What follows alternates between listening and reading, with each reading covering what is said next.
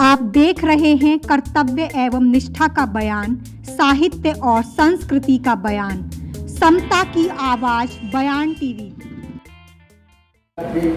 राजचंद जी, सुबोधन जी, मुख्य वक्ता डॉक्टर अनिता भारती, भाई श्री बोध और अरुण कुमार गौतम जी तथा आप सभी लोगों को नमन करते हुए मैं अपनी बात करता हूँ। दो बड़े लंबे व्याख्यान आपने सुने।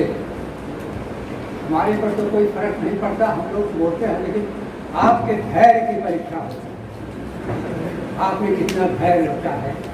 और जाहिर है कि सवेरे से लेकर के 11 बजे से शुरू होना था और लगभग 3 बजे रहता, यानी एक गोष्ठी 2-2.5 बजे तक खत्म हो जाती है। लेकिन यह लगता है 4-5 तक जाएगी। मैं कोशिश करूँगा, मैं भी वही तबा वक्तव्य देने वालों में से रहा हूँ, लेकिन कोशिश करूँगा कि आपके धैर्य की ज़्यादा परीक्षा मैं न लूँ और कम से कम तुम्हें अपनी बात करूँ। इसलिए मैं रैदास पर ही ज़्यादातर केंद्रित करूँगा। रैदास का जो साहित्यिक पक्ष है और जो हमारी चिंतन परंपरा में उनका क्या स्थान है, क्यों आज के समय समाज के लिए वह इतने रिलेवेंट हैं, प्रासंगिक हैं, इन्हीं सब बातों को ध्यान रखते हुए मैं कुछ बातें आपके सामने।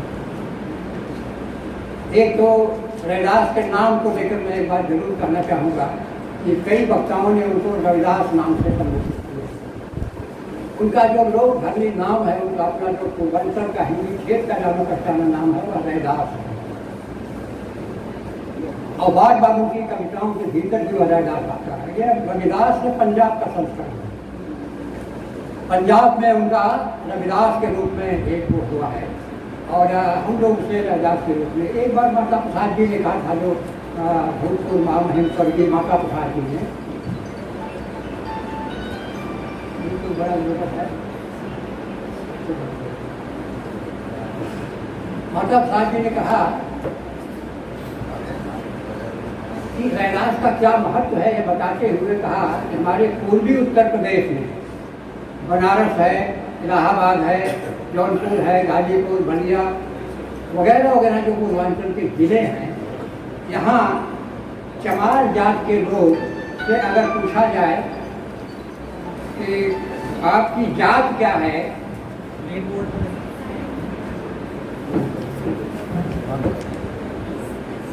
तो वह बताते हैं रैदास।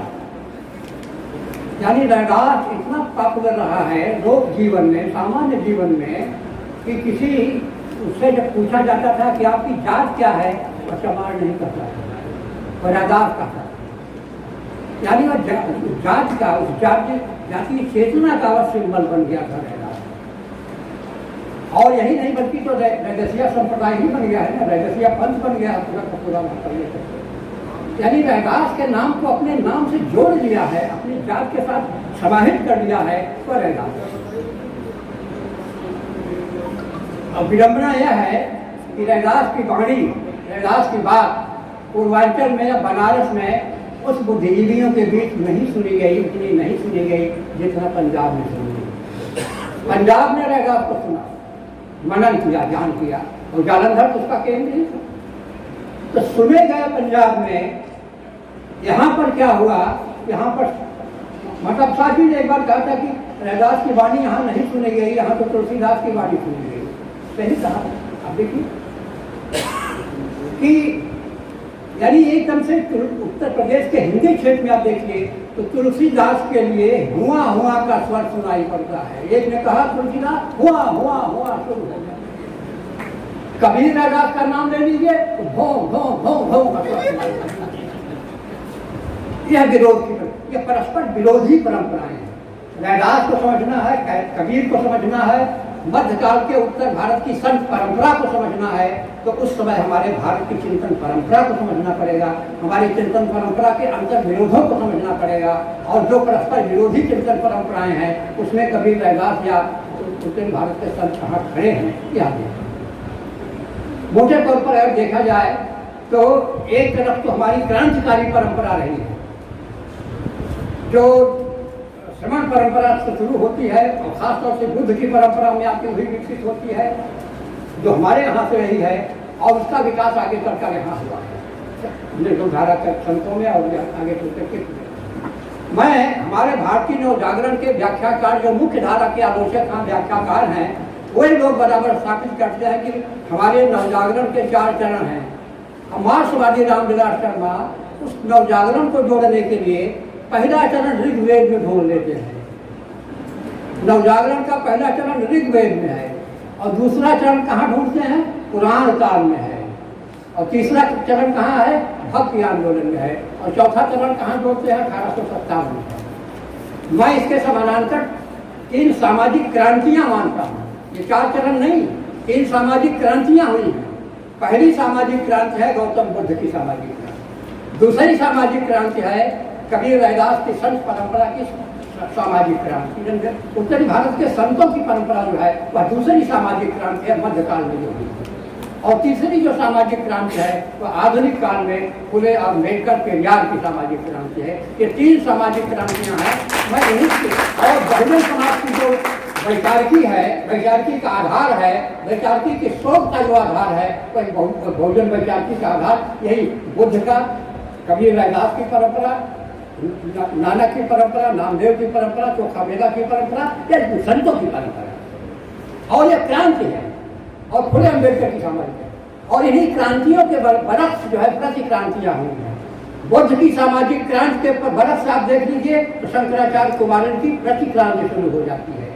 उसका विरोध करना और प्रतिक्रांति का मतलब क्या होता है? ये जानिए कि जो क्रांतिकारी विचारधारा है उस विचारधारा के कुंद बनाने के लिए पहले तो उसका जम के विरोध करो और विरोध करने के बाद भी अगर वह विचारधारा समाज में मौजूद है तब उसको डिस्टार्ट करके दुष्प्रचारित करो, विकृत करके दुष्प्रचारित करो। जैसे चारवाकों की परंपरा को डिस्टार्ट करके मनुवादियों ने क्या कहा कि उनकी परंपरा यह है, उनका चिंतन यह है कि जावत जीवे सुखम जीवे ऋणम कृत्वा धृतम जीवे, यानी मजाक उड़ाने की शैली में यह चारवाक का दर्शन यह है। चारवाक का दर्शन भौतिकवादी दर्शन है। बुद्ध का चिंतन जो है उसके माध्यम से आया हुआ है। तो जितने भौतिकवादी दर्शन रहे हैं वह उन सारे दर्शनों के खिलाफ इन्होंने अपना उत्सव किया है। तो जैसे उनकी प्रतिक्रांति हुई उसको आत्मसात किया। विकृत करने के बाद भी अगर वो विचारधारा समाज में जड़ जमाए हुए है तब उसके क्रांतिकारी तेवर को ध्वस्त करके उसे आत्मसात कर अपने ने निकाला।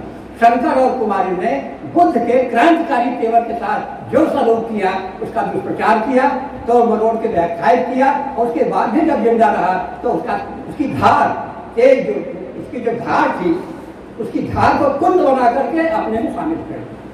यही बात जो है मध्यकाल के सामाजिक क्रांति में कबीर रैदास की सामाजिक क्रांति के साथ भी वही सलूक किया गया कि तुलसीदास ने कबीर और रैदास की जो क्रांतिकारी चेतना थी उसकी क्रांतिकारिता को दुष्प्रचारित किया गया।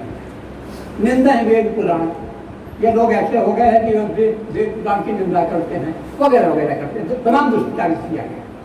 लेकिन जब उसके बाद भी वह नहीं बना तो तुलसीदास ने क्या किया उसको उसकी क्रांतिकारी तेवर को ध्वस्त करके उसमें समन्वय की विराटता के नाम पर रामचरितमानस में आत्मसात किया। क्या मतलब इसका?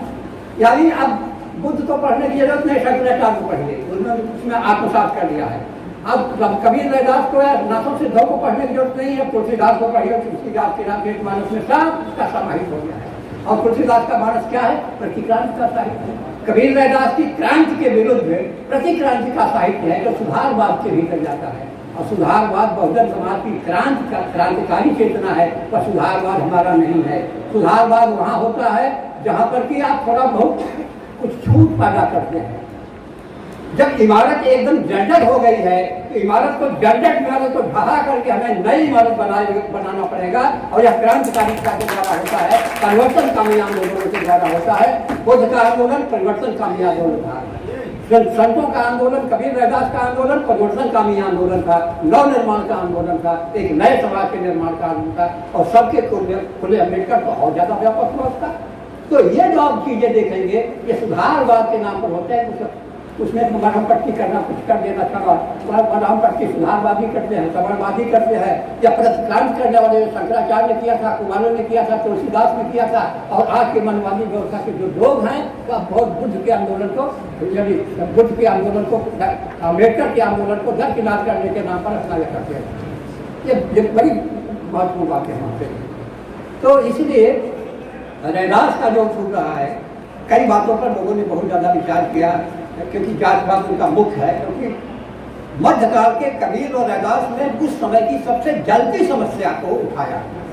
कोई नहीं उठाया है। तुलसीदास को बड़ व्यवस्था समर्थन में खड़े हो जाते हैं, छोड़दास खड़े हो जाते। ये सगुण भक्ति प्रतिक्रांति का है जो सुधारवाद की ओर जाती है और वर्ण व्यवस्था जात व्यवस्था के समर्थन में खड़ी होती है। जबकि कबीर रैदास और उसके पहले सिद्धोनाथों की जो क्रांति पर चेतना थी उसके खिलाफ थी। तो उस समय उन्होंने गुलामी के खिलाफ आवाज उठाई। पराधीनता पाप है जाने दे नहीं। पराधीन क्या है, रैदास दास पराधीन को कौन करे हैं। कई ऐसे पराधीनता पर गुलामी के खिलाफ रैदास के दोहों की सीरीज है, आप उसे देख लीजिए। ये सवाल उठाया, कितना उठा, सुनो रे मीत, अपने को संबोधित किया है। मीत कौन होगा? बहुजन समाज के लोग, वंचित समाज के लोग, हाशिए के समाज के लोग, श्रमजीवी लोग, जो श्रम करने वाले लोग हैं, उत्पादन श्रम से जुड़े हुए लोग हैं। ये बहुसंख्यक समाज जो है उसको संबोधित कर रहा है, उसकी नृत्य कर रहा है। मीत, सुनो रे मीत, ऐसा सब। कबीर की भाषा तड़की की भाषा है, प्रखर होते हैं, आक्रामक होते हैं। रैदास की भाषा प्रखर नहीं होती है, वह एकदम समझाने बुझाने वाली बात करते हैं। मंदिर मस्जिद के झगड़े को रैदास ने बराबर समझाने की भाषा में, कबीर आक्रामक होकर समझाता है। लेकिन दोनों मित्र भी थे और दोनों एक ही समाज के अंग थे। उन्हीं परिस्थितियों में वह भी पैदा हुए थे, उन्हीं परिस्थितियों में वह भी पैदा हुए थे।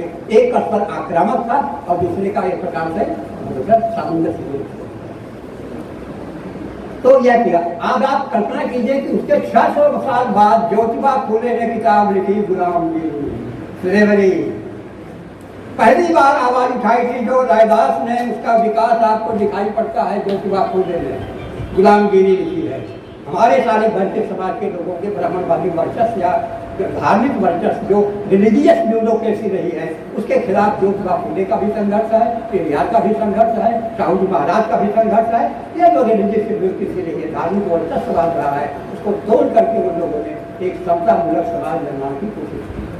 और बुद्ध में वही था। आखिर डॉक्टर अम्बेडकर बुद्ध के पास क्यों गए?